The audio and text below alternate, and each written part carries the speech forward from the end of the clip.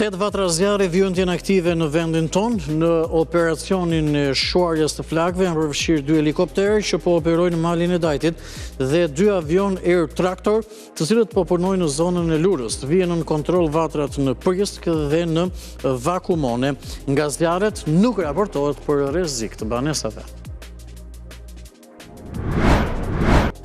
6 persona janë arrestuar nga policia e Sarandos pas dhunimit të shefit të krimeve të këtij komisariati Mateo Bakalli. Në njoftim, Blut thon se Bakalli ndërhyri për të parandaluar për shkallëzimin e një konflikti mes trojeve të sigurisë të një lokali dhe disa personave. Kryepolisi Skënder Hita pezullon 2 efektiv për 2 punësim pa leje në lokalin Orange ku ndodhi edhe konflikti.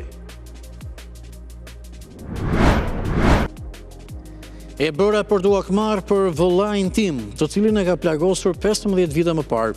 Kështu ka deklaruar parahetuesve Poli Borici, 52 vjeçari arrestuar për atentatin e dështuar në Elbasan, ku shënjestër ishte 50 vjeçari Ermir Kërtezi. Nga ana tjetër, Kërtezi thotë se me atentatorin e tij jetonin normalisht në të njëjtën lagje prej vitesh.